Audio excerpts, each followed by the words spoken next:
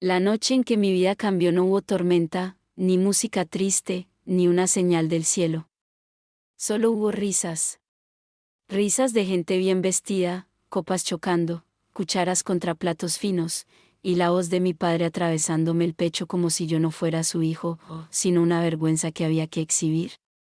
Mi nombre es Samuel Rojas, tengo 28 años, y durante casi toda mi vida hice lo imposible por ganarme el respeto de mi papá. Nunca fui un vago. Nunca fui un ladrón. Nunca fui un borracho. Pero para él, yo tenía el peor defecto de todos, no me parecía a él. Mi papá, Ernesto Rojas, era uno de esos hombres que entraban a un lugar y hacían silencio sin pedirlo. Dueño de constructoras, amigo de políticos, invitado fijo a eventos donde la gente sonreía demasiado y decía mentiras con modales elegantes. Para él, la vida era una vitrina, había que verse bien, hablar bien, aparentar éxito, aunque por dentro uno se estuviera pudriendo. Yo, en cambio, trabajaba restaurando muebles antiguos. Me gustaba rescatar cosas rotas, devolverles dignidad, darles una segunda vida. Mi taller quedaba en un barrio tranquilo de Bogotá, y aunque no me hacía millonario, me daba paz. Pero paz era precisamente lo que mi padre despreciaba. Ese oficio suyo parece hobby de pensionado, decía siempre. ¿Cuándo va a ponerse serio con su vida? Esa noche era el aniversario número 30 de la empresa familiar. Mi mamá, como siempre, me había llamado casi suplicándome que fuera. Vaya, mi amor. Por mí. Aunque sea una hora, me dijo con esa voz cansada de mujer que lleva años apagando incendios ajenos.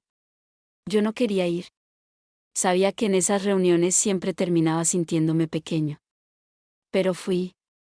Me puse la mejor camisa que tenía, llevé un saco prestado de mi primo, y llegué al club con la esperanza tonta de pasar desapercibido. No pasó. Apenas entré, mi padre me vio desde el otro extremo del salón.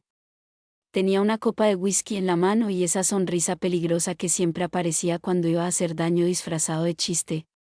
Mírenlo, dijo levantando la voz. Llegó el artista de la familia. Algunas personas rieron por reflejo. Otras bajaron la mirada. Yo seguí caminando, fingiendo que no me afectaba. Pero entonces él me llamó al frente. Y yo, como un idiota, fui. Venga, Samuel, venga. Cuéntele a todos a qué se dedica, dijo, poniéndome una mano pesada en el hombro. Porque aquí todos estamos hablando de expansión, de inversiones, de nuevos proyectos, y usted tiene una profesión muy creativa. El aire se puso espeso. Restauro muebles, dije, corto. Él soltó una carcajada. Exacto. Arregla sillas viejas. Mesas quebradas. Cositas de segunda. Mientras otros hombres construyen edificios, mi hijo pule cajones. La risa esta vez fue más fuerte. Sentí la cara caliente. No por la vergüenza. Por la humillación. Papá, ya, murmuré. Pero él estaba embalado. No, no, espérense que lo mejor no es eso. Lo mejor es que rechazó entrar a la empresa porque, según él, quería hacer algo con sentido. ¿Se imaginan? Como si el dinero que le dio este apellido no tuviera sentido. Mi mamá intentó acercarse. Ernesto, basta. No, Clara, que aprenda. Porque el problema de Samuel es que cree que el orgullo llena la nevera. Ahí fue cuando algo dentro de mí se partió. No por lo que dijo, sino por cómo me miró. Con desprecio. Con decepción. Como si yo fuera un error suyo. Y entonces, delante de todos, remató. Usted no es un Rojas. Usted es apenas un muchacho terco jugando a ser pobre. Hubo un silencio extraño, como cuando alguien rompe un vaso carísimo y nadie sabe si moverse o no. Yo lo miré fijo. Por primera vez en mi vida no sentí ganas de explicarme. Ni de defenderme. Ni de suplicarle respeto. Solo sentí cansancio. Me quité la mano de su hombro con calma. Tiene razón en una cosa, le dije. Yo no soy como usted. Él frunció el ceño, sorprendido. ¿Y gracias a Dios? Mi madre abrió los ojos. Alguien soltó un uy. Mi padre dio un paso hacia mí. ¿Qué me dijo? Que prefiero arreglar cosas rotas, a romper personas enteras. Nadie respiraba. Yo no esperé su respuesta. Me di la vuelta, crucé el salón bajo todas esas miradas que antes me paralizaban, y salí del club con el corazón desbocado.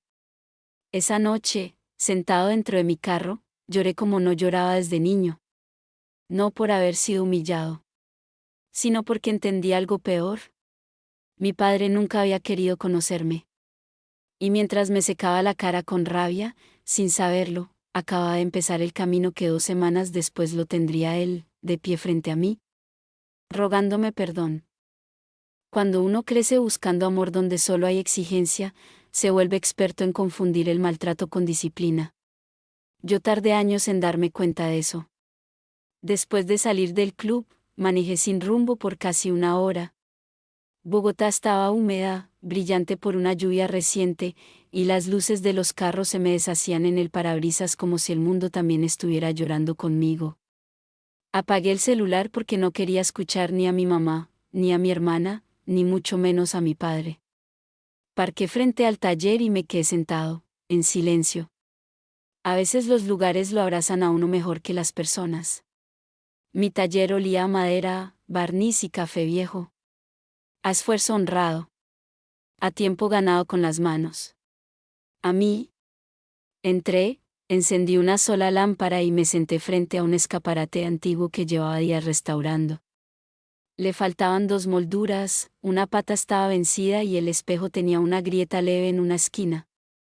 Cualquier otra persona lo habría botado. Yo no. Yo veía belleza donde otros veían fracaso. Y de repente me cayó la verdad encima. Toda mi vida me había tratado igual que ese mueble. Como algo defectuoso. Mi padre nunca me gritó por deporte. Él tenía una forma más fina de destruir. Comparaba. Corregía. Ridiculizaba.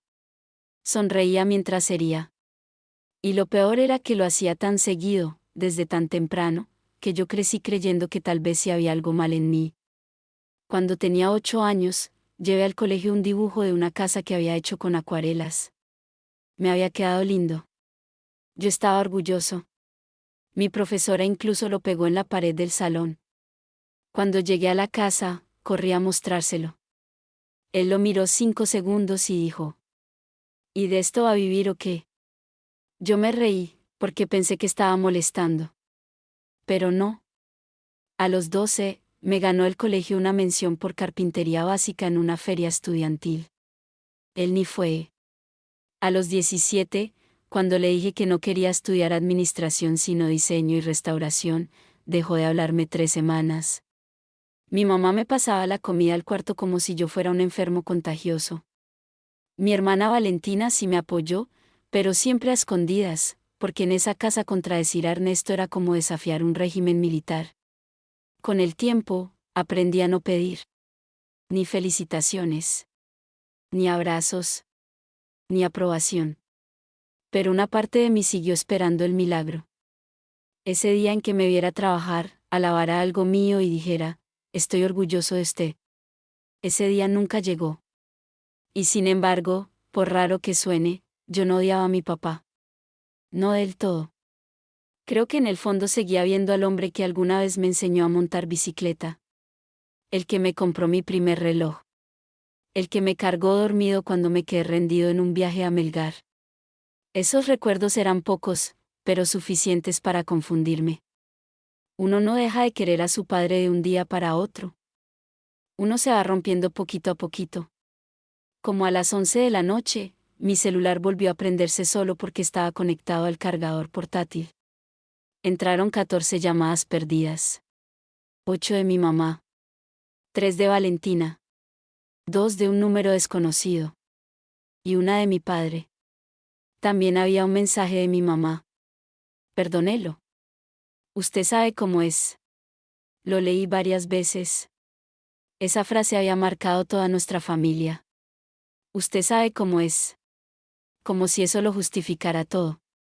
Como si conocer la crueldad de alguien obligara a soportarla. Como si el carácter de un hombre fuera más importante que la dignidad de los demás. No respondí. Me acosté en el sofá del taller con una cobija vieja, pero no pude dormir.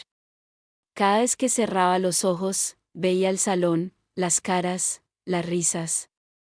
Y la voz de mi padre diciendo que yo no era un Rojas. A las 4 de la mañana tomé una decisión. No volvería a buscarlo. No volvería a mendigarle respeto. No volvería a ponerme donde me humillaran para complacer a nadie. Al día siguiente llamé a un amigo abogado, Julián, para preguntarle algo que llevaba meses posponiendo, como independizar por completo mi parte legal de ciertos bienes familiares y cerrar cualquier dependencia económica que mi padre pudiera usar para controlarme. ¿Pasó algo grave?, me preguntó. No, le dije. Pasó lo definitivo. Esa misma semana también hice otra cosa. Envié fotos de varios trabajos míos a una convocatoria de artesanos restauradores para una cadena de hoteles patrimoniales que iba a renovar sus sedes en Cartagena y Villa de Leyva. Era una oportunidad enorme. Yo llevaba tiempo dudando en postularme, porque una parte de mí seguía escuchando la voz de mi padre diciéndome que mi oficio no valía nada. Pero ya estaba cansado de vivir según el eco de un hombre que nunca había sabido amar sin herir. Mientras organizaba papeles, lijaba una mesa de roble y me obligaba a respirar con calma, no imaginaba que esa decisión iba a mover fichas mucho más grandes de lo que parecía. Porque mi padre creía que yo era el hijo fracasado. Lo que no sabía era que el verdadero desastre de la familia estaba mucho más cerca de él que yo. Y en menos de 2 semanas. 3 días después de aquella humillación, cuando ya había logrado dejar de revisar el celular cada 5 minutos esperando una disculpa que nunca llegó, recibí un correo que me dejó inmóvil. Asunto: selección final, proyecto Patrimonio Vivo. Pensé que era spam. Lo abrí con el corazón acelerado y leí 3 veces el primer párrafo antes de entender que era real. La cadena hotelera para la que me había postulado había visto mi portafolio. No solo les gustó. Querían entrevistarme en persona para liderar la restauración integral del mobiliario histórico de 3 sedes coloniales. El contrato podía cambiarme la vida. No era un trabajito. No era un favor. Era una oportunidad grande, limpia, merecida. Me senté. Volví a leer. Y por primera vez en mucho tiempo, sonreí sin culpa. La entrevista era al día siguiente en la mañana, en un edificio elegante de Chapinero. Me fui a cortar el cabello, saqué la única corbata decente que tenía, y esa noche practiqué frente al espejo como un adolescente antes de una cita. Me sentía ridículo y emocionado al mismo tiempo. Nadie de mi familia lo sabía, ni quería contarles. No porque no fuera importante, sino porque estaba cansado de compartir mis sueños con gente que solo sabía medir valor en cifras y apellidos. Esta vez quería vivir algo mío sin que lo contaminaran. La entrevista salió mejor de lo que imaginé. Me preguntaron procesos técnicos, conservación de materiales, tiempos, presupuestos, tratamiento de piezas originales, manejo de equipos. Y ahí, en ese salón blanco con café caro y personas que sí sabían escuchar, yo no fui el raro de la familia. Fui un profesional. Salí con la sensación extraña de haber sido visto. Al mediodía, mientras comía una empanada en un carro de la esquina, me llamó Valentina. ¿Dónde está metido?, preguntó sin saludar. Trabajando. Mamá está desesperada. Papá está insoportable desde lo del evento. Dice que usted lo irrespetó. Me reí sin humor. Ah, qué sorpresa. Samuel, hable con ella por lo menos.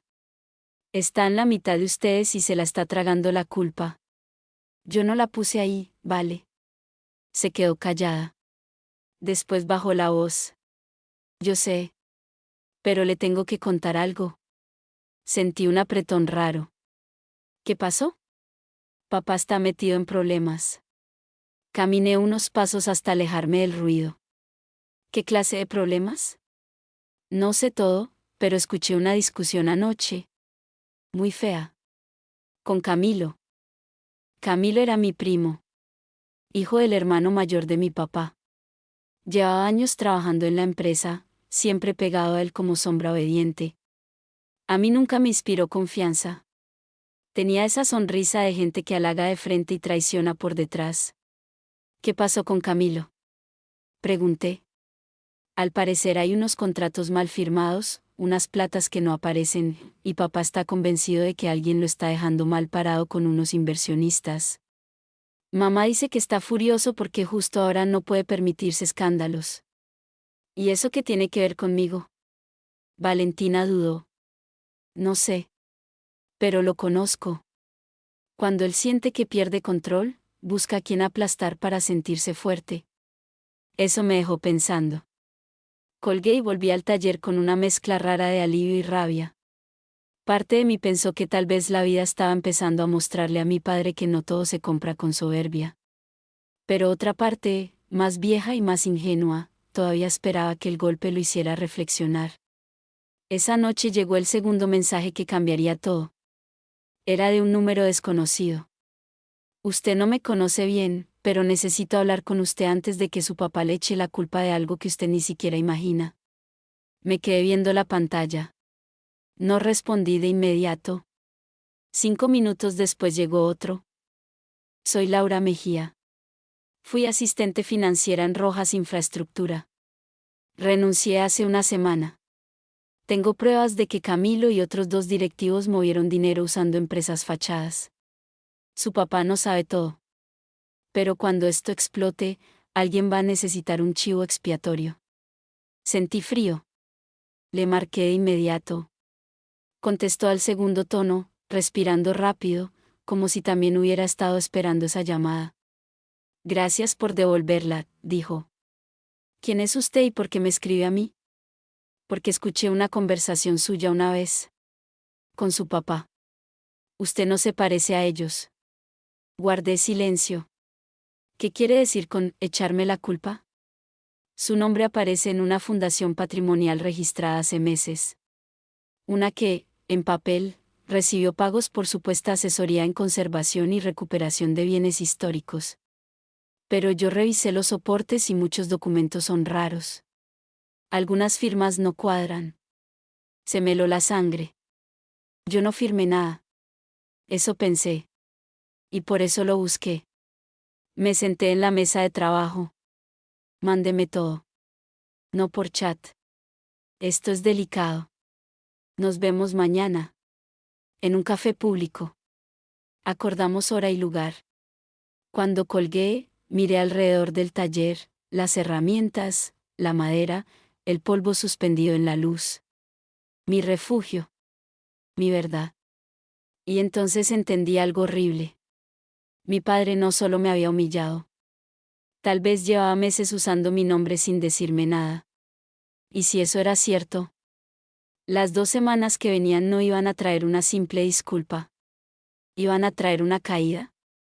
No dormí casi nada. Amanecí repasando cada documento que había firmado en los últimos meses, cada conversación pendiente, cada vez que mi padre o algún abogado de la empresa me había puesto solo un papelito al frente en reuniones familiares o trámites supuestamente sin importancia. Recordé 2 momentos concretos, una Navidad, cuando me pidió firmar una autorización para una donación cultural de la familia, y una reunión hace 6 meses donde Camilo me puso unos anexos entre otros documentos mientras yo estaba distraído ayudando a mi mamá con unas cajas. Siempre me había fastidiado esa costumbre de ellos de mezclar la empresa con la familia, los negocios con la mesa del comedor, el control con la confianza. A las 10 en punto estaba sentado en un café de la 93. Laura Mejía llegó con gafas oscuras, el cabello recogido y una carpeta azul apretada contra el pecho. Se veía nerviosa. No tenía pinta de querer protagonismo. Tenía pinta de alguien que llevaba días mirando por encima del hombro. Gracias por venir, dijo apenas se sentó. Muéstreme. Abrió la carpeta sin rodeos. Había copias de transferencias, registros de una fundación llamada Casa Raíz Patrimonial, contratos de asesoría, facturas infladas y, peor, una hoja de constitución donde aparecía mi nombre como miembro fundador honorario y consultor externo. Esto es falso, dije apenas vi la firma. Lo sé. Está imitada, pero no es idéntica. Y aquí hay algo más. Sacó unas capturas de correo interno.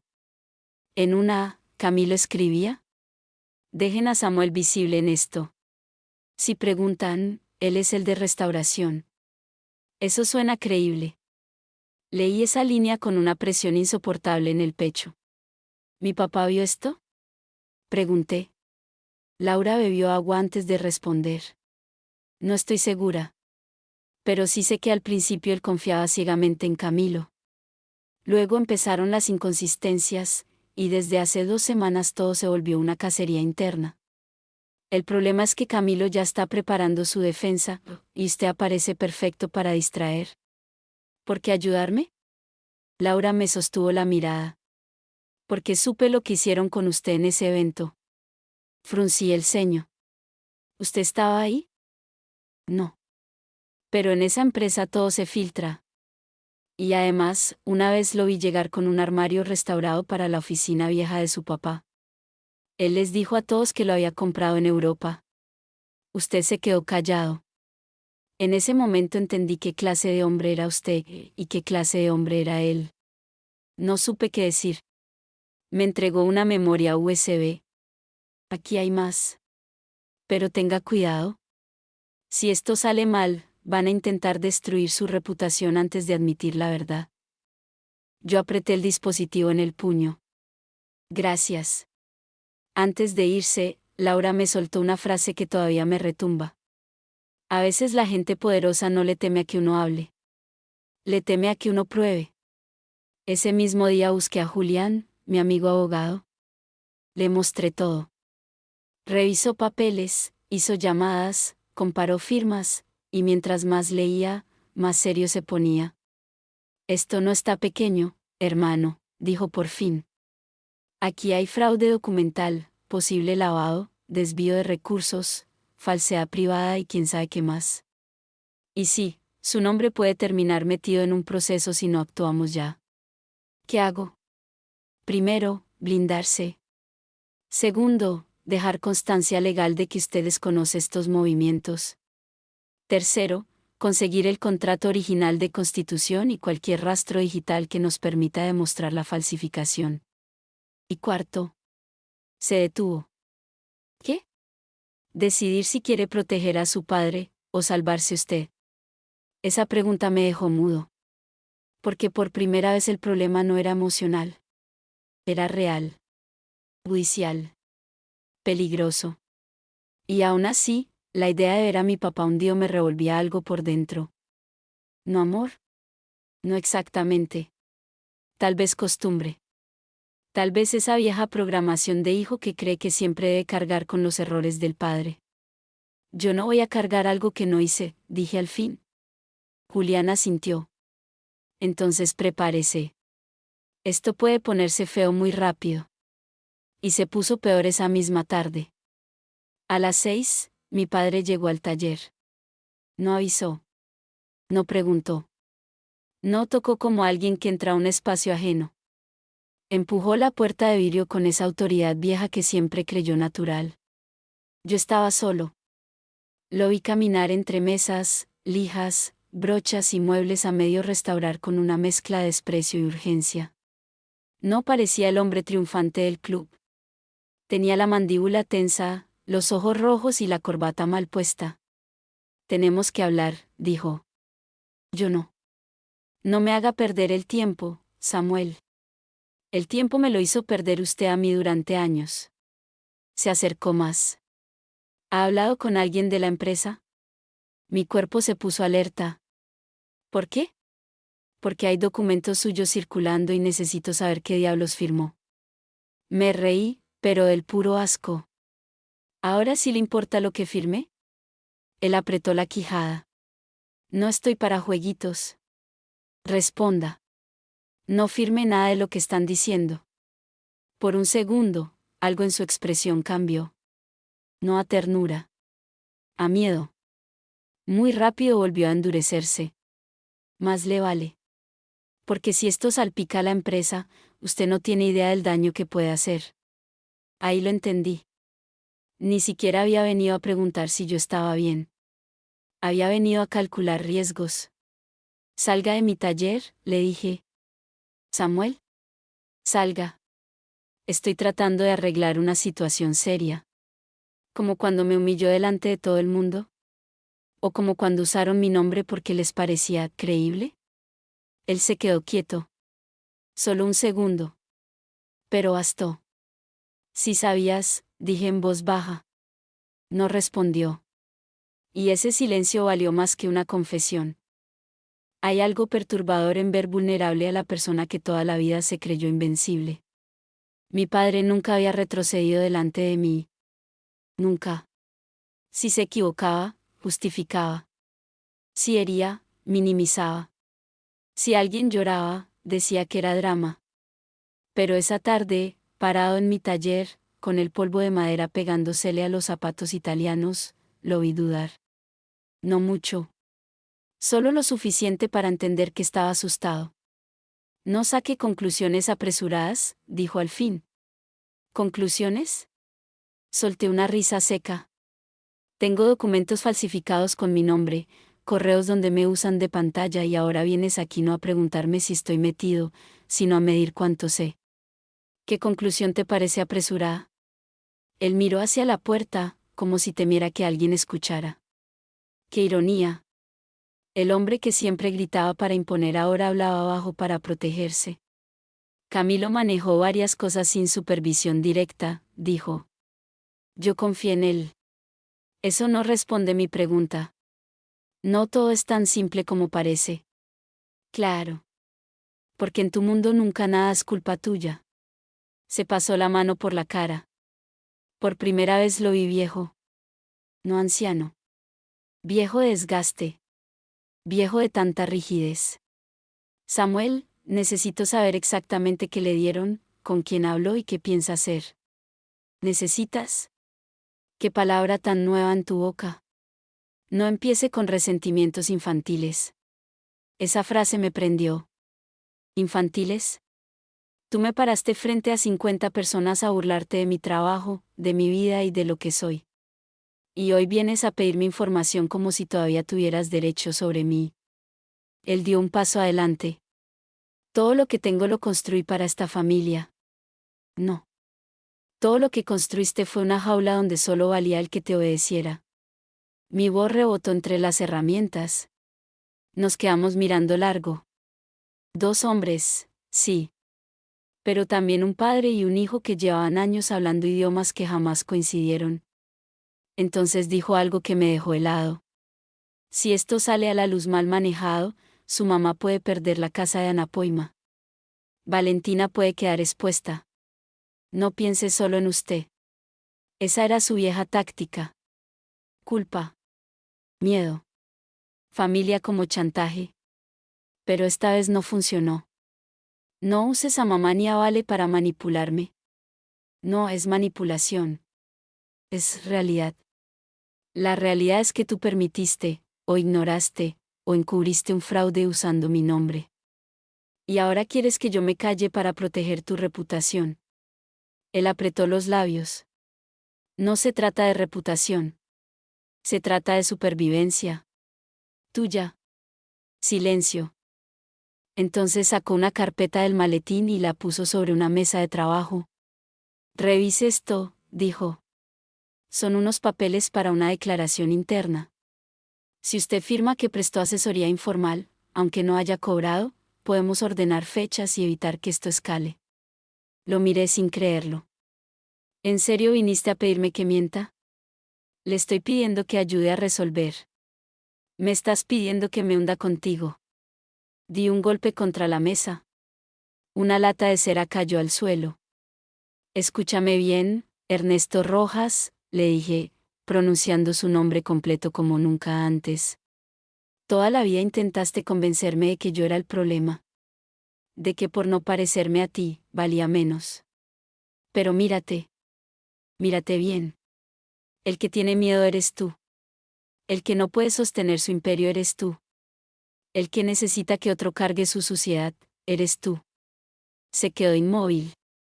Luego habló con una frialdad que conocía demasiado. Si decide ponerse en mi contra, no vuelva a buscarme nunca. Yo lo miré sin pestañear. Eso debiste haberlo dicho antes de destruir todo lo que quedaba entre nosotros. Tomó la carpeta, cerró el maletín y caminó hacia la salida.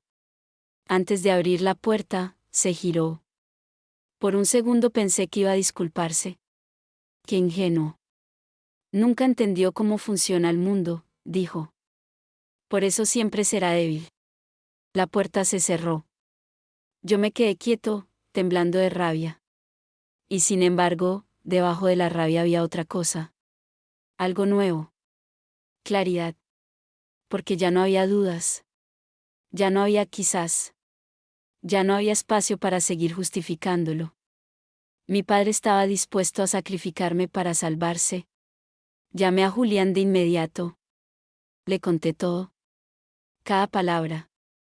Cada intento. Perfecto, me dijo. Eso nos ayuda. ¿Perfecto? Me acaba de pedir que falsifique una versión. Y acaba de mostrarnos desesperación. Eso significa que el caso se le está cerrando encima. Tenemos que movernos hoy mismo. Esa noche fuimos a una notaría a dejar constancia escrita, con respaldo legal, de mi desconocimiento total sobre la fundación y los documentos anexos. También radicamos una comunicación formal solicitando peritaje grafológico de las firmas y preservación de correos y soportes digitales relacionados con el uso de mi nombre. Fue la primera vez que hice algo no para aguantar, sino para defenderme. Al salir, mi celular vibró. Era un mensaje de mi mamá. Su papá llegó mal. Nunca lo había visto así. ¿Qué está pasando? Me quedé viendo la pantalla largo rato. No quería hacerle daño. Pero tampoco iba a seguir protegiendo mentiras para mantener la paz. Le respondí solo una frase. Mamá, por favor, esta vez no me pidas que lo excuse. 5 minutos después, ella contestó. Entonces dígame la verdad. Toda. Y supe que la siguiente herida no iba a partir de mí. Iba a partir la casa entera. Mi mamá siempre fue una mujer de voz suave y espalda cansada. No porque fuera débil. Todo lo contrario. Hay mujeres que se vuelven silenciosas no por falta de fuerza, sino porque llevan tantos años conteniendo la violencia de otros que aprenden a sobrevivir sin hacer ruido. Mi mamá era así. De esas que servían la cena mientras medían el clima emocional del comedor. De esas que sabían exactamente cuándo cambiar de tema para que no estallara una pelea. De esas que confundieron paciencia con sacrificio, hasta que la vida les cobró la cuenta. Nos vimos al día siguiente en su apartamento pequeño del norte. Sí, apartamento. Aunque todo el mundo creía que ella vivía feliz en la gran casa familiar, hacía unos meses se había mudado, temporalmente, por problemas de salud y tranquilidad, según dijo. En realidad, yo empezaba a sospechar que ya no aguantaba la convivencia con mi padre. Cuando abrí la puerta, la encontré sentada a la mesa con una taza de té intacta y la mirada hinchada. No me abrazó de una vez. Solo me miró como si hubiera envejecido 10 años en una noche. Siéntese, me dijo. Saqué la memoria USB, la carpeta con copias y el acta que habíamos radicado. Le conté todo sin adornos, la fundación, los correos, la firma falsa, la visita al taller, el intento de hacerme firmar una declaración mentirosa. Ella escuchó sin interrumpirme. Solo una vez se llevó la mano a la boca. Solo una vez cerró los ojos con fuerza. Cuando terminé, hubo un silencio largo, de esos que no son vacíos sino pesados. Yo pensé que estaba escondiéndome algo, pero no esto, dijo finalmente. ¿Qué sabías? Bajó la mirada. Desde hace meses lo veía raro. Más irritable. Más controlador. Hablando a puerta cerrada con Camilo. Cambiando papeles de lugar. Recibiendo llamadas de madrugada. Una vez lo oí decir que Samuel no iba a enterarse porque para algo servía tenerlo lejos. Sentí un nudo en el estómago. ¿Y no me dijiste nada? Le costó responder. Porque quise creer que no se refería a algo grave. Porque en esta familia siempre uno aprende a pensar lo menos doloroso. Porque se quebró, porque yo también llevo años excusándolo. No dije nada. Ella levantó la cara y por primera vez vi vergüenza en sus ojos. No vergüenza ajena. Propia. Perdóneme, hijo. Eso me desarmó más que cualquier llanto. Mamá. No. Déjeme decirlo. Perdóneme por cada vez que le dije, usted sabe cómo es. Perdóneme por pedirle paciencia cuando lo que debía pedir era respeto para usted. Perdóneme por creer que mantener la familia unida valía más que su dignidad. Se soltó a llorar. Yo me cambié de silla y la abracé. No la abrazaba así desde hacía años. Era raro y natural al mismo tiempo. Como si los dos estuviéramos encontrándonos fuera del miedo. No fue tu culpa, le dije, aunque en el fondo sabía que esa frase nunca resuelve todo. Ella respiró hondo y se secó la cara. Sí tengo parte de culpa. Una madre no puede mirar hacia otro lado eternamente. Después se enderezó. Vi algo distinto en ella. Una firmeza nueva, todavía temblorosa, pero real. ¿Qué va a hacer? Defenderme. Con pruebas. Sin mentir. ¿Y si eso lo hunde? La miré con honestidad. Él decidió eso antes de pensar en mí. Mi mamá sintió despacio. Luego abrió un cajón del comedor y sacó una libreta vieja de tapas verdes. Entonces le voy a dar algo. La puso sobre la mesa. ¿Qué es? Durante años anoté cosas. No por estrategia. Por costumbre. Fechas, nombres, reuniones, gastos extraños, cambios de humor. A veces una mujer no sabe cómo defenderse, pero sí sabe registrar. Miré las últimas páginas. Las abrí.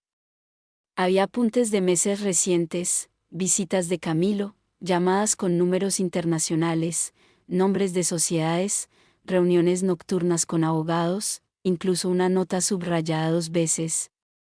Ernesto dijo, si Samuel pregunta, es por el proyecto patrimonial. No leen detalles. Levanté la cabeza despacio. Mamá, esto sirve. También tengo fotos, dijo. Una noche dejó documentos sobre la mesa del estudio. Les tomé foto porque sentí miedo. No sabía de qué. Pero miedo. Me las envió al celular. Ahí estaban. Extractos parciales. Nombres. Firmas. Fechas. Respiré hondo. Con esto podemos probar que al menos te ocultaban cosas deliberadamente. Y reforzar que yo estaba siendo usado sin conocimiento. Lléveselo a su abogado. Asentí. Entonces pasó algo que jamás creí escuchar. Yo voy a declarar si hace falta. La miré sorprendido. ¿Estás segura? No. Pero estoy decidida. Sus ojos temblaban, pero su voz no. Ya defendí demasiado a un hombre que jamás defendió a su hijo. Ese día mi madre dejó de ser el puente entre dos fuegos. Ese día eligió lado. No porque dejara de amar a mi padre de un plumazo. Las mujeres de su generación no se deshacen del amor tan fácil. Pero entendió algo esencial, amar a alguien no obliga a encubrirlo. Cuando me iba, me tomó la mano en la puerta. ¿Samuel? Sí. Pase lo que pase, usted nunca fue una vergüenza. Sentí que se me aguaban los ojos. Tantos años esperando esa validación del hombre equivocado. Y vino de la persona que también necesitaba sanar. Salí de ahí más fuerte. Pero no sabía que, al mismo tiempo, mi padre estaba corriendo contra el reloj. Porque esa misma tarde, Camilo desapareció de la oficina. Y con él. Se llevaron varias pruebas que podían hundir a muchos. Cuando una estructura está podrida por dentro, no importa qué tan bonita se vea por fuera, tarde o temprano cruje. 2 días después de hablar con mi mamá, la noticia empezó a moverse en círculos cerrados, todavía sin llegar a prensa, pero lo suficiente para encender alarmas entre socios, abogados y contadores. Camilo no contestaba llamadas. Un directivo financiero había pedido incapacidad médica de emergencia. Y 2 inversionistas extranjeros exigían una revisión completa de los movimientos de una línea de proyectos culturales que, curiosamente, era donde aparecía mi nombre. Julián estaba encima del caso. Ya habíamos entregado documentos, formalizado mi posición y solicitado medidas para proteger evidencia digital. Laura también había accedido a declarar si era necesario. Todo avanzaba rápido. Más rápido de lo que yo imaginaba. Y aún así, por extraño que suene, yo seguía trabajando. Lijaba. Restauraba. Cotizaba. Respondía a correos. Porque no quería que mi vida volviera a girar solo alrededor de él. Ese mismo viernes recibí la noticia de que me habían dado el contrato con los hoteles. Lo releí en la pantalla del computador con las manos temblando. Me ofrecían liderar la restauración principal de piezas históricas, armar un pequeño equipo y empezar en menos de un mes. Era exactamente el tipo de proyecto con el que había soñado durante años. No necesitaba el apellido Rojas. No necesitaba el dinero de mi padre. No necesitaba su empresa. Necesitaba, por fin, creerme mi propio valor. Llamé a Valentina primero. Sabía que lo ibas a lograr. Gritó al teléfono. Te lo juro que estoy llorando.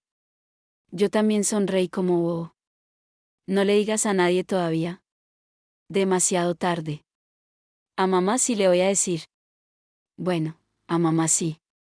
Después la voz de Vale cambió. Samuel, aquí todo está horrible. Me apoyé contra la mesa. ¿Qué pasó ahora? Papá está perdiendo gente. 2 socios se reunieron con abogados. Los empleados están hablando. Y esta mañana llegó una notificación oficial. No sé de qué, pero lo vi leerla y se puso pálido. Sentí una mezcla incómoda de satisfacción y pena. No por él exactamente, sino por lo irreversible del momento. ¿Y Camilo? Nada. Desaparecido. Al colgar, me quedé en silencio mirando el taller. Yo estaba recibiendo la oportunidad de mi vida justo cuando el mundo de mi padre empezaba a resquebrajarse. No era venganza. Era contraste.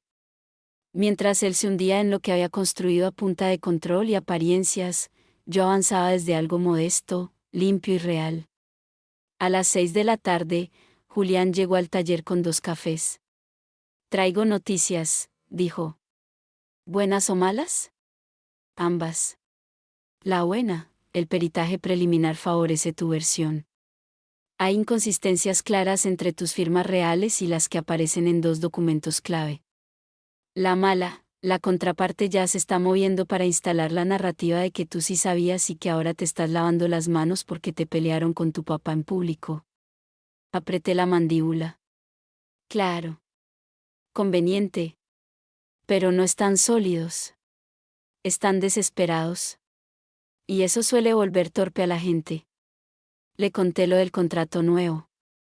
Julián sonrió de verdad. Hermano, eso es enorme. ¿Ves? Tu vida sí iba por buen camino. Solo que allá te hacían sentir pequeño para no perder control sobre ti. Nos quedamos callados un momento. Después él puso sobre la mesa un sobre Manila. Y esto te va a interesar. Adentro había una copia de un acta interna de junta extraordinaria. No sabíamos quién se la había filtrado, pero confirmaba lo obvio: Ernesto Rojas estaba siendo presionado a responder por omisión grave, negligencia directiva y aprobación irregular de varias operaciones. No era el principal ejecutor, pero tampoco el inocente absoluto. Había una línea subrayada por alguien.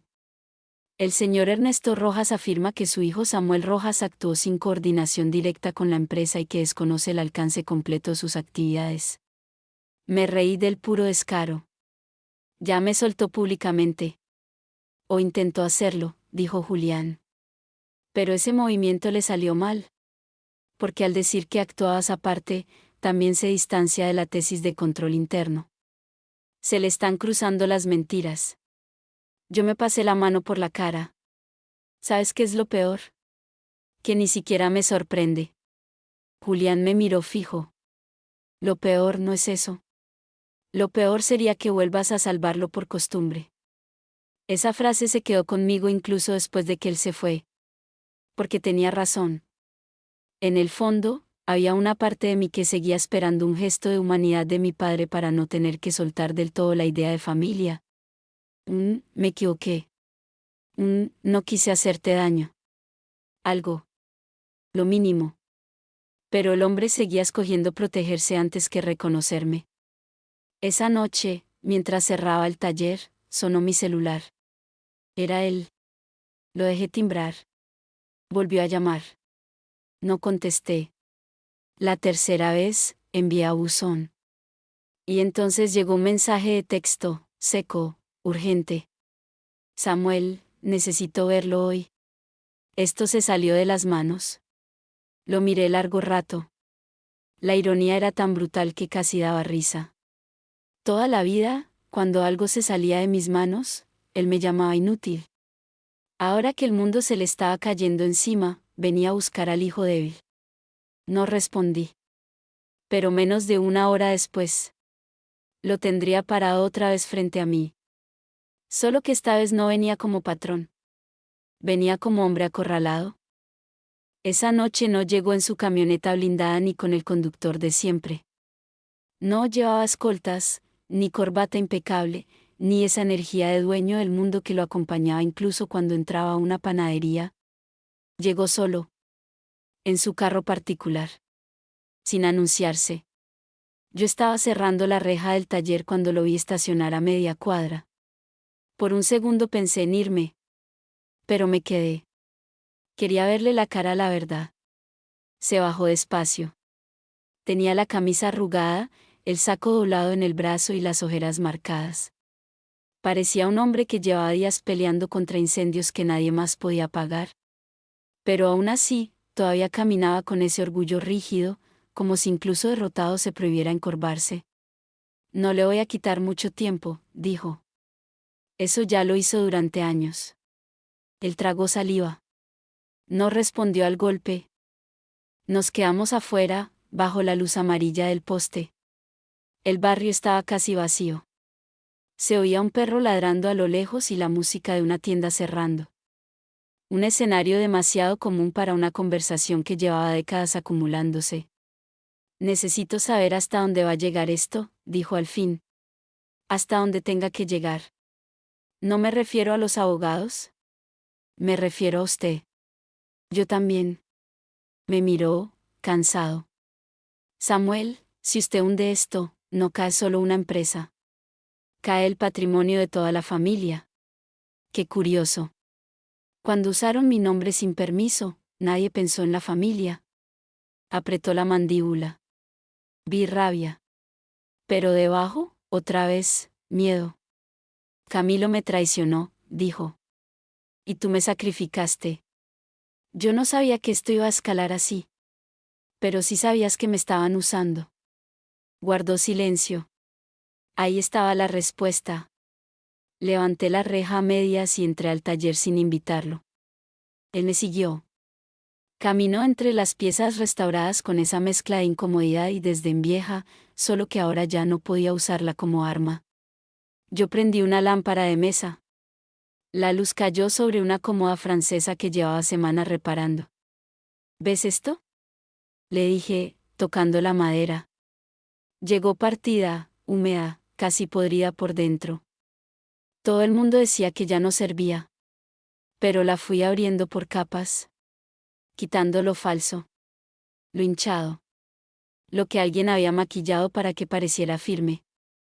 Y cuando llegué al centro, ahí estaba el daño real. No me respondió. Eso es lo que te está pasando a ti, papá. Fue la primera vez en toda la semana que le dije papá. Creo que también fue la última con ese sentido. Él se sentó sin pedir permiso. Yo levanté todo esto desde cero, dijo mirando el suelo. Usted no tiene idea del hambre que pasé. De las puertas que me cerraron. De la humillación que tragué para llegar donde llegué. Entonces deberías haber sido el primero en no repetirla. Alzó la mirada. ¿Usted cree que yo lo traté así por odio? No fue odio. No. Fue peor. Fue desprecio. Negó con la cabeza, frustrado. Fue miedo. Eso sí no lo esperaba. Me quedé quieto. Él respiró hondo. Usted se parece a mí en cosas que no entiende. Y eso siempre me asustó. Porque lo vi noble. Lo vi sensible. Lo vi feliz con poco. Y a mí nunca me alcanzó con poco. Yo aprendí que si uno no endurece el corazón, lo pisan. Y cuando usted empezó a elegir otro camino, sentí que estaba despreciando todo lo que me costó construir. Lo escuché en silencio. No porque lo justificara, sino porque por fin estaba diciendo algo real. Entonces me castigaste por no volverme como tú. Cerró los ojos apenas. Tal vez sí. La palabra quedó flotando entre nosotros. Toda mi infancia había esperado una frase honesta. Y ahí estaba, incompleta, torpe, tardía, pero real. Sin embargo, no reparaba nada. ¿Y qué quieres ahora? Pregunté. Él tardó en responder. Cuando lo hizo, la voz se le quebró apenas. Que no me destruya. Esa frase me atravesó. No porque me diera poder, sino porque por fin invertía el lugar. Toda la vida fui yo quien rogó no ser destruido por sus palabras, su desprecio, su rechazo. Ahora era él. Yo no te estoy destruyendo, dije despacio. Te está alcanzando lo que hiciste. Él se inclinó hacia adelante, como si el cuerpo ya no le sostuviera el orgullo. Si testifica su mamá, si usted entrega todo, me van a partir. A mí también me partiste. Nos miramos largo. Y entonces pasó algo que jamás imaginé ver en mi vida. Los ojos de mi padre se llenaron de lágrimas. No llanto abierto. No escena. Solo ese brillo contenido del hombre que lleva décadas prohibiéndose sentir. No supe ser tu papá, dijo en voz baja. Sentí un golpe seco en el pecho. No era suficiente. Pero era verdad. Y a veces la verdad duele más que la crueldad, porque llega cuando ya hizo tarde. No, respondí. No supiste. Se secó la cara rápido, avergonzado de sí mismo. Ayúdeme, susurró. Y ahí estaba el momento. El punto exacto donde cualquier hijo herido puede confundirse otra vez y entregar la espalda por hambre de amor. Pero yo ya no era el mismo que salió del club llorando. Te voy a decir lo único que puedo hacer por ti, le respondí. No voy a mentir. No voy a encubrirte. No voy a cargar lo que no hice. Pero si algún día decides decir toda la verdad, completa, sin esconderte detrás de nadie, ese día no voy a celebrar tu caída. Se quedó quieto. Parecía haber envejecido 20 años. Se levantó, miró el taller una vez más y caminó hacia la puerta. Antes de salir, sin voltearse, dijo: 2 semanas. Solo han pasado 2 semanas, y siento que perdí todo. Yo lo miré en silencio. Porque en el fondo, sabía que no era verdad. Todavía no había perdido lo más importante. Eso lo perdería si seguía negándose a pedir perdón, de verdad. 2 semanas exactas después de la noche en que me humilló, todo explotó. No salió en titulares gigantes todavía, pero sí en medios económicos, portales de negocios y chismes de pasillo donde el apellido Rojas antes abría puertas. Hablaban de irregularidades financieras, firmas observadas, operaciones trianguladas y revisión urgente de contratos asociados a proyectos patrimoniales y culturales. No daban todos los nombres, pero el daño reputacional ya estaba hecho. Mi padre pasó de ser el hombre al que todos buscaban para una foto, al hombre al que todos evitaban llamar en público. Ese martes hubo una audiencia preliminar privada con representantes legales, peritos y partes implicadas. Yo asistí con Julián. No era un juicio final, pero sí el momento en que varias máscaras empezaban a caerse en la mesa. Camilo apareció. Cuando lo vi entrar, impecable como si nada, sentí un asco frío. Saludó a algunos con falsa serenidad y se sentó con la suficiencia de quien cree que todavía puede maniobrar. Pero apenas comenzaron a revisar correos, trazabilidad de pagos y cronología de documentos, la seguridad se le empezó a deshilachar. Laura declaró con precisión. Sin exagerar. Sin teatrales. Solo hechos. Mi mamá, aunque tembló, ratificó lo que había visto y registrado.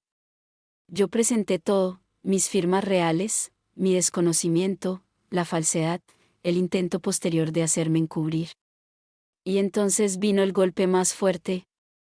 Un perito digital confirmó que varios documentos supuestamente enviados desde mi correo jamás salieron de mis dispositivos, y que al menos 2 anexos fueron alterados desde una terminal interna vinculada a la oficina de Camilo. No me limpiaba todo automáticamente, pero desmontaba la idea de que yo era el cerebro oculto o un consultor informal. Camilo intentó moverse rápido. Eso no prueba que el señor Samuel no estuviera enterado por otros medios, dijo su abogado. Julián pidió la palabra y mostró el acta donde, irónicamente, mi propio padre había declarado versiones contradictorias sobre mi rol. Después enseñó el registro notarial donde yo había dejado constancia antes de que la defensa de ellos se acomodara. Vi a mi padre bajar la mirada. No habló mucho durante esa sesión. Estaba pálido. Más callado que nunca. Como si por fin entendiera que el lenguaje del poder no servía cuando los papeles ya hablaban solos. Al terminar, el ambiente era de ruina elegante, trajes finos con rostros vencidos. Yo salí al pasillo a tomar aire. Tenía el corazón acelerado, pero no por miedo. Por una sensación difícil de describir. Algo entre alivio, duelo y cansancio antiguo. Mi madre salió detrás de mí.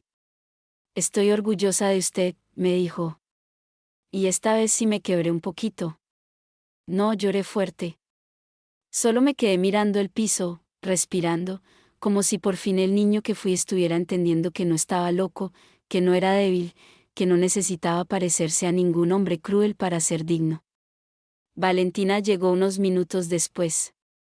Se abrazó con nosotros dos como si quisiera juntar las piezas de una casa que siempre estuvo rota. ¿Y él? Preguntó. Miré hacia la puerta de la sala. Mi padre seguía adentro. Solo.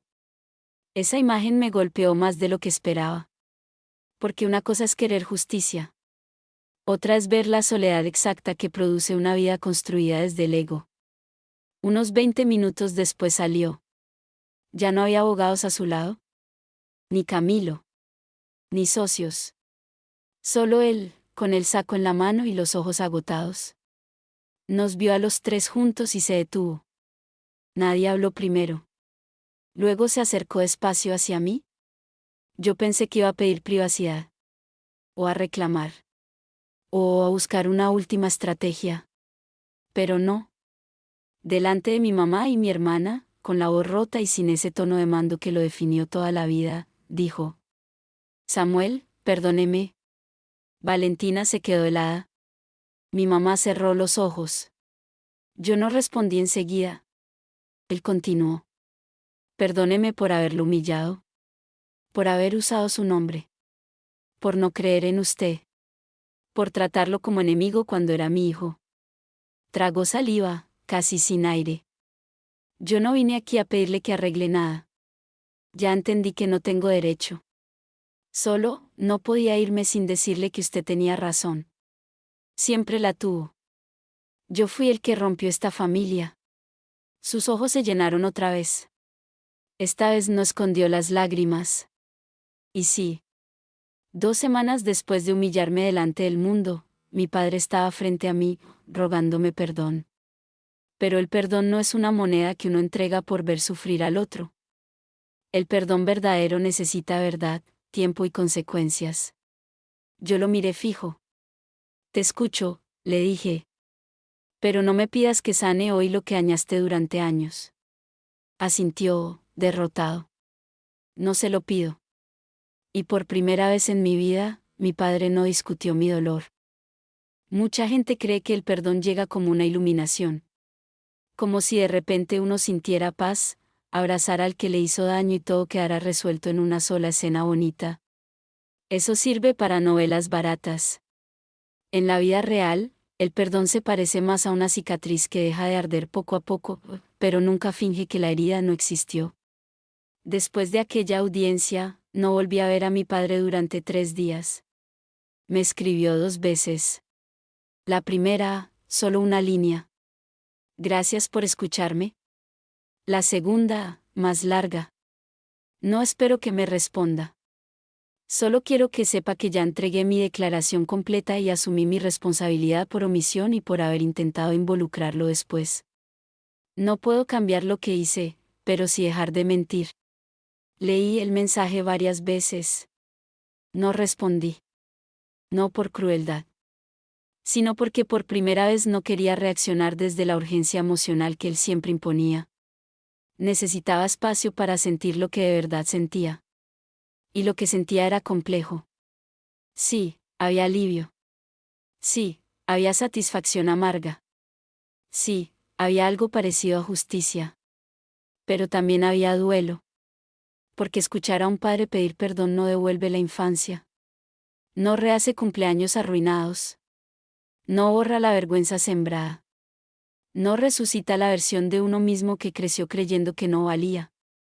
El arrepentimiento del otro puede ser sincero y aún así llegar tarde para muchas cosas. Me enfoqué en mi trabajo. El contrato con los hoteles avanzaba. Empecé a viajar a Cartagena para revisar inventarios y piezas originales. Caminar por esos corredores coloniales, tocar maderas centenarias y planear restauraciones grandes me devolvía algo que casi había olvidado: entusiasmo limpio. Sin miedo. Sin explicación. Sin necesidad de defender mi oficio ante nadie. Un día, mientras fotografiaba una consola republicana llena de grietas, pensé en algo que me hizo sonreír solo. Mi padre pasó media vida construyendo concreto para dejar huella. Yo me dediqué a salvar memoria con las manos. Y al final, lo mío sí estaba dejando legado. Mi mamá también cambió mucho en esos días. Se volvió más directa. Más presente. Más honesta. No hablaba de mi padre como monstruo, pero tampoco lo justificaba. Empezó terapia. Dijo algo en una sesión familiar con Valentina que se me quedó grabado. Yo me acostumbré tanto a sobrevivirlo, que dejé de ver cuánto los estaba perdiendo a ustedes. Nadie supo qué contestar, porque era verdad. Valentina, por su parte, decidió cortar toda participación en la empresa. Renunció a una fundación paralela donde figuraba por compromiso familiar y empezó a organizar su vida aparte. De algún modo, la caída de mi padre había liberado a todos de un sistema donde nadie respiraba del todo. Una tarde, al volver de Cartagena, encontré a mi padre esperándome afuera del taller. No entró. No se atrevió. Solo estaba ahí, con un sobre en la mano. Me acerqué despacio. No vengo a insistir, dijo. Solo quería entregarle esto. Tomé el sobre. Era una carpeta pequeña con escrituras, certificados y una carta firmada. ¿Qué es? La desvinculación total de cualquier figura en la que alguna vez quedó ligado por la empresa o por mí. Y la cesión de un porcentaje que estaba a su nombre en un fondo viejo. Es suyo. Legalmente limpio. Sin condiciones. Lo miré con recelo. No quiero plata para comprar paz. Negó de inmediato. No es para comprar nada. Es suyo. Debió recibirlo hace años sin manipulación ni cuentas pendientes. Abrí la carta. Era breve. Reconocía por escrito que nunca debía haber sido relacionado con operaciones de la empresa sin consentimiento expreso y que cualquier uso de mi nombre había sido indebido. Levanté la vista. Esto sí sirve.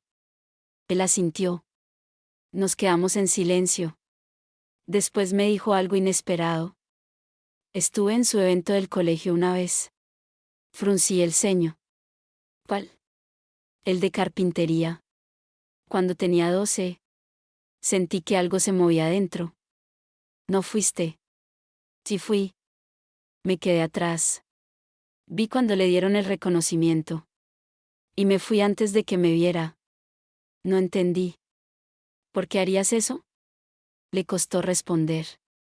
Porque me sentí orgulloso, y me dio rabia sentirlo.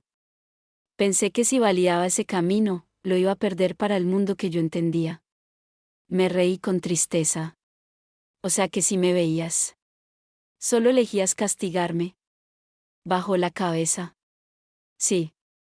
Eso dolió más que muchas humillaciones. Porque confirmaba que no fue ceguera.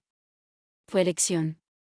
Todavía no puedo perdonarte como tú quisieras, le dije. Lo sé. Y tal vez nunca tengamos una relación normal. También lo sé. Pero aprecio que al fin estés diciendo la verdad. Sus ojos se humedecieron otra vez, aunque esta vez no se quebró. Es lo mínimo que le debía desde hace muchos años. Se fue sin intentar abrazarme. Y esa distancia, por rara que suene, fue el primer gesto de respeto real que tuvo conmigo. A veces perderlo todo no significa quedarse sin dinero. A veces significa quedarse sin la versión de uno mismo que le daba sentido a todo. Eso fue lo que le pasó a mi padre. Claro, no quedó en la calle. No se volvió un mendigo ni un personaje trágico de telenovela. La gente poderosa rara vez cae así de espectacular. Sus caídas suelen ser más discretas, y más crueles. Pierden prestigio, influencia, accesos, confianza. Se despiertan un día y descubren que ya nadie les teme, y como toda su identidad estaba montada sobre el miedo que provocaban, entonces no saben quiénes son. Mi padre enfrentó investigaciones, salidas forzadas de cargos y un acuerdo legal que lo dejó muy golpeado patrimonialmente. Pero lo que de verdad lo partió no fue eso. Fue la soledad. Camilo terminó soltándolo para salvarse. Algunos socios lo desconocieron. Gente que durante años se sentó a su mesa dejó de contestarle el celular. Y por primera vez en su vida, no pudo comprar compañía con utilidad. Mi mamá no volvió con él. No lo odió. No lo insultó. No armó escándalo. Simplemente decidió vivir aparte. Dijo que ya había pasado demasiados años en una casa donde uno entraba con el alma encogida. Valentina la apoyó. Yo también. Y aunque parezca increíble, mi padre respetó esa decisión. Tal vez porque ya no tenía fuerzas para imponer. Tal vez porque al fin entendió. Un sábado en la tarde me llamó Valentina. Fui a ver a papá, dijo. Y está distinto. ¿Peor? No. Más humano. Eso es lo raro. Me contó que vivía en un apartamento más pequeño, sin asistentes, sin tanta parafernalia. Que él mismo abría la puerta. Que había aprendido a hacerse café. Que tenía cajas sin desempacar y una biblioteca entera que nunca antes había tocado porque no sabía estar quieto. Que hablaba menos. Y que, por primera vez, preguntó por mí sin rabia en la voz. No supe cómo sentirme. Parte de mí quería mantenerse lejos. Otra parte entendía que los seres humanos sí pueden cambiar, aunque a veces el cambio llegue empujado por la ruina. Días después, me escribió. No le pido nada. Solo quería contarle que empecé terapia. Me quedé viendo el mensaje como si estuviera en otro idioma. Mi padre. Terapia. El hombre que llamaba débiles a los que hablaban de emociones. El que decía que la depresión era flojera y que pedir ayuda era señal de fracaso. No respondí de inmediato. Pero esa noche sí le contesté. Espero que esta vez sí escuche. Él respondió. Yo también. No fue una reconciliación. Fue apenas una grieta por donde, tal vez, podía entrar algo distinto. Mientras tanto, mi vida seguía avanzando. El proyecto en Cartagena iba espectacular. Armé equipo, restauré piezas que creían irrecuperables, me entrevistaron para una revista cultural y hasta me ofrecieron colaborar en una nueva sede en Popayán. Mi nombre empezó a sonar por mi trabajo, no por mi apellido. Y lo más bonito era que ya no me sorprendía. Empezaba a sentir que sí merecía estar ahí. Una tarde, una periodista del sector empresarial me llamó. Queremos una versión suya de lo ocurrido con Rojas Infraestructura. Pensé en todo lo que podía decir. En todo lo que me habría salido años atrás desde la herida, humillaciones, injusticias, rabia vieja. Pero al final solo respondí. No tengo interés en construir mi nombre sobre la caída de nadie. Mi trabajo habla por mí. Cuando colgué, entendí algo profundo. Ya no necesitaba ganar esa guerra, porque salir de ella entero ya era una victoria. Sin embargo, todavía faltaba una conversación. La más dura de todas. No con mi padre. Conmigo. Porque una cosa es que el hombre que te hirió se arrepienta. Y otra muy distinta es que tú logres dejar de vivir como si todavía estuvieras tratando de demostrarle algo. Uno de los daños más silenciosos que deja un padre humillante es que, incluso cuando ya no está encima, uno sigue actuando como si lo estuviera observando. Eso me pasó durante años. Cada decisión laboral, cada compra, cada error, cada logro, en algún rincón de mi cabeza seguía existiendo una audiencia imaginaria donde le evaluaba si yo por fin era suficiente. Y aunque ya no viviera conmigo, ni me controlara de forma directa, su voz seguía instalada adentro, opinando sobre mi ropa, mis ingresos, mi oficio, mi hombría, mi valor. La verdadera libertad no empezó cuando él pidió perdón. Empezó cuando dejé de hablarle a esa voz. Lo entendí en Cartagena, una mañana simple.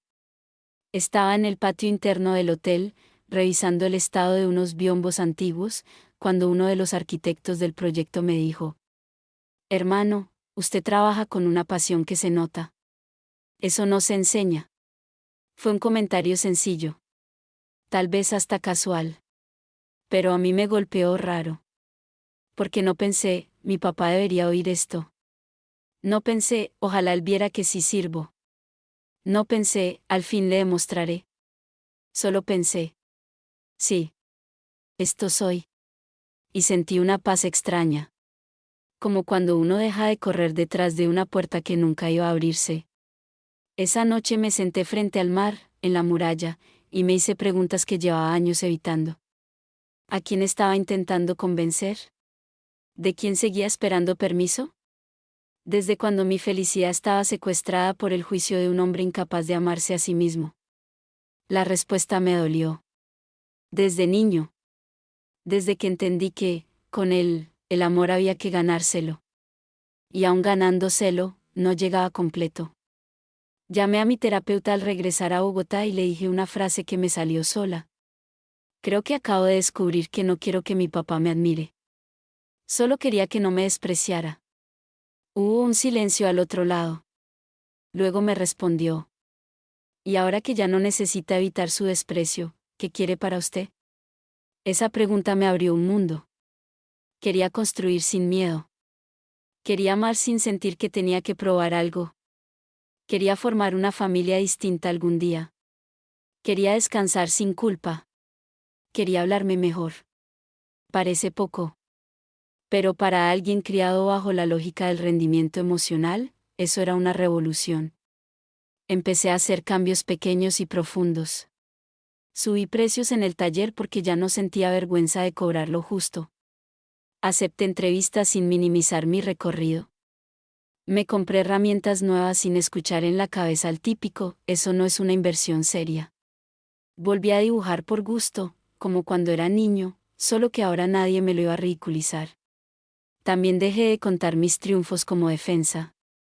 Antes, si algo me salía bien, sentía la necesidad de enumerar méritos, cifras, validaciones, como quien arma un expediente para evitar ser atacado.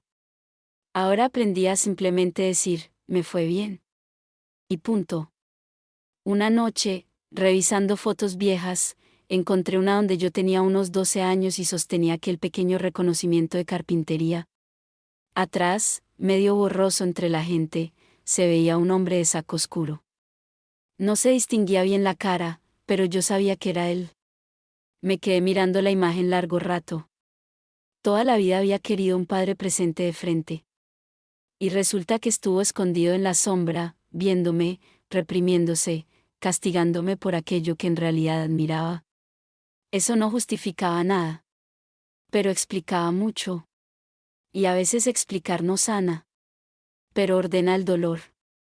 Esa misma semana decidí hacer algo simbólico. Cambié el nombre del taller. Antes se llamaba Rojas Restauración, porque durante años sentí que necesitaba sostener el apellido como sello de peso. Ahora lo renombré Casa Raíz Taller, apropiándome del concepto que ellos habían querido ensuciar con fraude y convirtiéndolo en algo limpio, mío, honesto. Cuando puse el nuevo letrero, sentí que estaba cerrando un ciclo invisible. Ya no era el hijo que intentaba dignificar el apellido. Era el hombre que estaba dignificando su propia vida. Y justo cuando empecé a entender eso, mi padre me mandó una invitación inesperada. Quería que lo viera una última vez. No para pedirme que lo salvara, no para defenderse, sino para mostrarme algo que, según él, me pertenecía desde hace muchos años. Acepté verlo más por curiosidad que por necesidad. Nos citamos en el apartamento donde ahora vivía. Era un lugar sobrio, elegante, pero pequeño comparado con la casa donde había pasado media vida comportándose como rey. No había asistentes. No había eco de poder. Solo silencio. Él mismo abrió la puerta. Se veía mejor que la última vez. No más fuerte, sino más sereno. Como si el derrumbe, aunque doloroso, al menos hubiera terminado de pasarle por encima. Gracias por venir, dijo. ¿Qué querías mostrarme? No dio rodeos. Me condujo hasta un estudio sencillo donde antes seguramente habría habido trofeos, diplomas y fotos de negocios. Ahora había libros, una lámpara cálida y una caja de madera sobre el escritorio. La reconocí al instante. Era una caja antigua de nogal que mi abuelo materno había hecho a mano. Yo la recordaba de niño. Guardaba cartas, monedas y documentos viejos. Pensé que se había perdido. ¿Era del abuelo Rafael?, dije. Sí. La empujó hacia mí. Ábrala. Lo hice con cuidado. Adentro había recortes, dibujos, diplomas escolares, un pequeño avión de madera, fotos viejas, y debajo de todo, varios papeles que yo jamás había visto. Los fui sacando uno a uno, aturdido. Mi primer dibujo premiado en primaria. Una foto mía en una feria artesanal. Un boletín donde la profesora decía que yo tenía gran sensibilidad manual y artística. Hasta el programa del evento de carpintería del colegio. Lo miré sin entender. ¿Qué es esto? Su voz salió baja. Las cosas suyas que guardé durante años. No pude evitar la dureza. ¿Para qué? ¿Para esconderlas también? Cerró los ojos un segundo. Tal vez sí. Al principio. Después no supe qué hacer con ellas. Seguí revisando. Había una carta doblada, amarillenta. La abrí. Era de mi abuelo Rafael, dirigida a él. Fechada muchos años atrás. La leí de pie. Ernesto, deje al muchacho ser quien es. No todo hijo viene a repetir el hambre del padre. Algunos vienen a sanar lo que uno dañó. Tuve que sentarme. Había otra línea subrayada. No le tenga miedo a la nobleza de su hijo. Téñale miedo al día en que se la mate por completo. Sentí un vacío extraño. ¿Él te escribió esto? Sí. Después de una pelea nuestra por ti. Yo nunca quise aceptar que tenía razón. Me quedé mirando la carta como si hablara desde otra vida. Mi abuelo había visto lo que yo apenas estaba terminando de entender. ¿Por qué me muestras esto ahora? Mi padre respiró hondo. Porque durante mucho tiempo te castigué por cosas que admiraba en secreto. Guardé pruebas de que sí te veía, sí te seguía, sí me importabas, pero me negué a darte lo que necesitabas oír. Y esa cobardía arruinó todo. Me dolía escucharlo, pero también me liberaba. Porque una parte muy honda de mí necesitaba esa confirmación. No para volver atrás. No para hacer como si nada. Sino para cerrar la historia con la verdad completa. Yo nunca fui invisible. Él me vio. Solo eligió no honrarme. Eso fue cruel, le dije. Lo sé. Peor que ignorarme. Lo sé. Silencio. Luego sacó otro sobre. Hay algo más. Eran varias hojas con su letra. No mecanografiadas. Escritas a mano. ¿Qué es esto? Todo lo que nunca fui capaz de decirte a tiempo. No las abrí. No quiero leerlo ahora. Está bien. Llévatelas cuando quieras. Lo miré fijo. ¿Esperas que esto arregle algo? Negó. No. Espero que algún día te ayude a entender que mi incapacidad para amarte bien nunca tuvo que ver con tu valor. Esa frase se quedó suspendida entre nosotros. Había verdad ahí. Y había una tristeza inmensa. Tomé la caja. Pesaba más por historia que por madera. Al irme, él me llamó antes de que saliera. ¿Samuel? Volteé. Gracias por no haberte convertido en mí. No supe responder. Porque esa era, tal vez, la confesión más honesta que me había hecho en toda la vida. Salí del apartamento con la caja en brazos y el corazón revuelto. Esa noche abrí las cartas. Y entendí que la historia entre mi padre y yo no iba a terminar en odio. Pero tampoco en cuento feliz. Iba a terminar en algo más maduro. Más difícil. Y mucho más verdadero. Leí sus cartas de madrugada. No todas de un tirón. Tuve que parar varias veces. Algunas líneas me daban rabia. Otras me daban ternura involuntaria. Otras me hacían llorar por el tiempo perdido. Eran cartas torpes, a veces rígidas, escritas por un hombre poco entrenado para sentir. Pero justo por eso pesaban más. No sonaban a discurso bonito. Sonaban a alguien arrancándose la armadura con las manos. En una decía: cada vez que te hice sentir pequeño, en realidad estaba peleando contra lo pequeño que yo me sentía por dentro. En otra: me enfurecía que no necesitaras impresionar a nadie para ser feliz, porque yo nunca aprendí a vivir así. Y la que más me dolió: te vi muchas veces trabajar con las manos y pensé, este muchacho hace con ternura lo que yo solo sé hacer con fuerza. Cerré la carta y me quedé respirando en silencio. Es extraño descubrir que el hombre que más te hirió también era, en cierto modo, un hombre profundamente herido. No lo excusa. No lo absuelve. Pero te impide simplificar la historia en buenos y malos. Y esa complejidad, aunque incómoda, también ayuda a dejar de cargar odio puro. Con el paso de las semanas, mi relación con él no se volvió cercana. No empezamos a almorzar todos los domingos ni a decirnos, te quiero, como si el pasado hubiera sido un malentendido menor. No. Sería mentiroso decir eso. Lo que sí pasó fue otra cosa. Nos volvimos honestos. A veces hablábamos por teléfono 10 minutos. A veces me escribía para preguntar por un proyecto. A veces yo le mandaba una foto de un mueble terminado y él respondía con algo simple, pero nuevo en él. Le quedó hermoso. Parece una bobada. Para mí no lo era.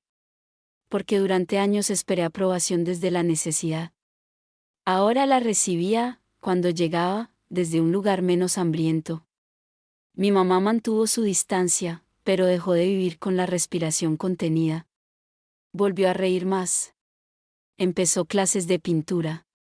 Valentina decía que por fin conocía la versión tranquila de nuestra madre, esa que el matrimonio con mi padre había dejado enterrada bajo la diplomacia y el miedo. Una tarde nos reunimos los cuatro por primera vez después de todo. No en la casa grande. No en un restaurante fino. En un café discreto. La conversación fue rara, contenida, humana. Hubo pausas. Hubo incomodidad. Hubo momentos en que el pasado se sentó con nosotros sin pedir permiso. Pero nadie fingió. En un momento, mi padre miró a mi mamá y le dijo: perdón por los años que te hice creer que sostenerlo todo era tu deber. Ella no lloró. Solo respondió: yo también debía haberme ido antes.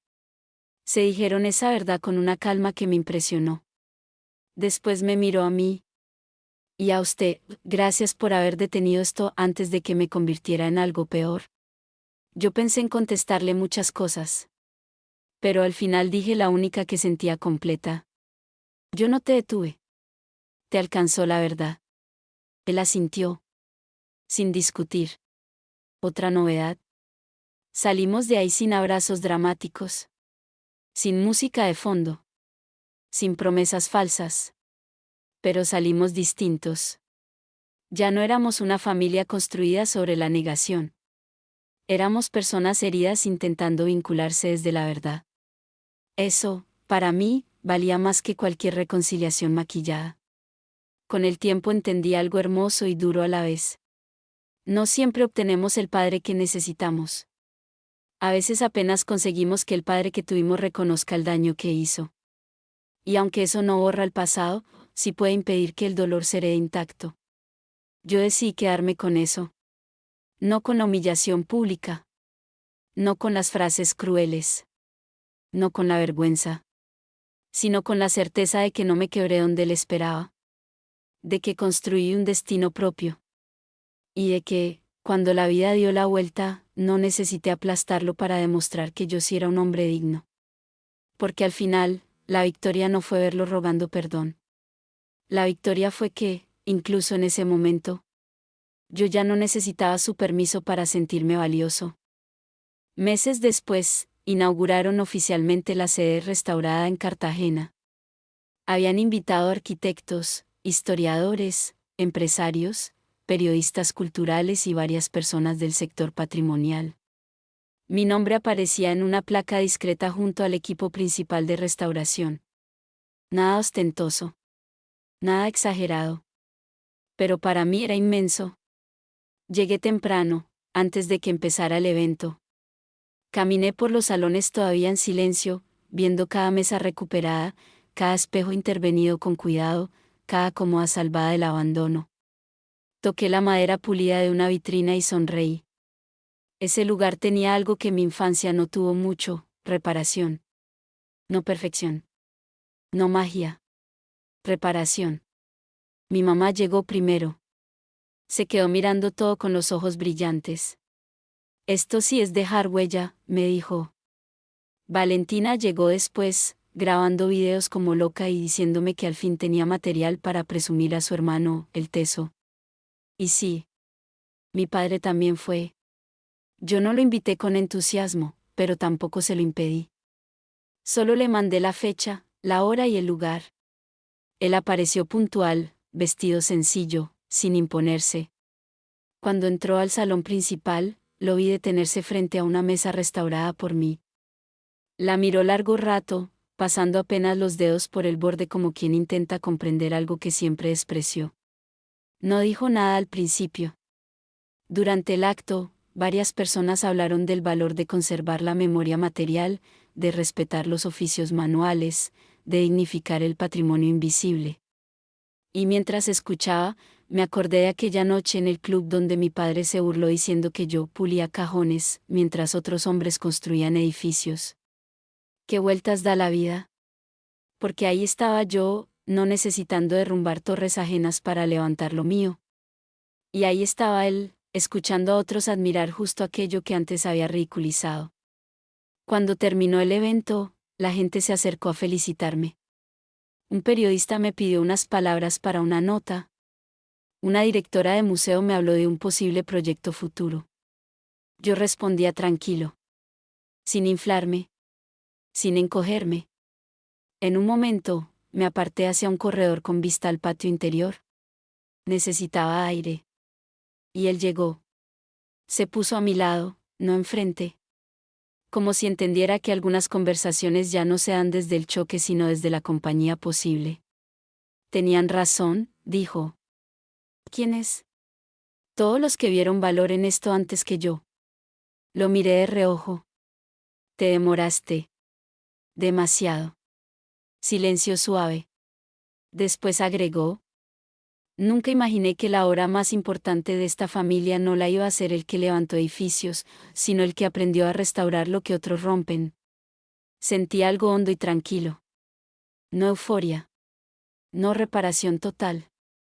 Pero sí una especie de cierre. Yo tampoco imaginé que ibas a llegar a decir algo así, le respondí. Esbozó una sonrisa pequeña, cansada. Estoy aprendiendo tarde, pero estoy aprendiendo. Asentí. La música del evento sonaba lejos. La luz de la tarde entraba dorada por los ventanales. En el patio, mi mamá y Valentina conversaban con una calma que años atrás habría parecido imposible. Entonces entendí, de golpe, quién era yo.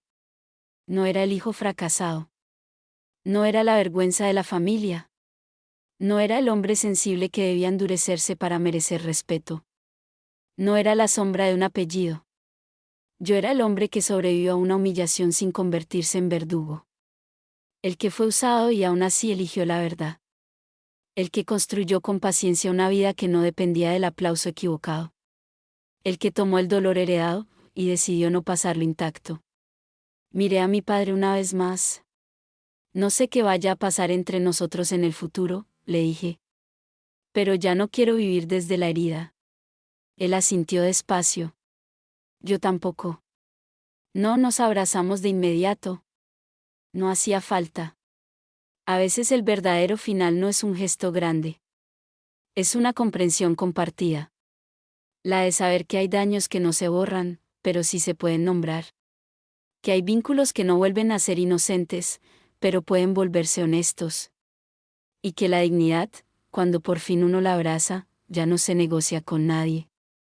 Esa noche, al volver al hotel, abrí el balcón y dejé que el aire de Cartagena me golpeara la cara. Miré la ciudad encendida y pensé en todo lo que había pasado desde aquella humillación. Solo 2 semanas separaron su desprecio público de su ruego por perdón. Pero en mí, esas 2 semanas habían contenido una vida entera. La vida del hijo que se rompió. Y la del hombre que por fin nació.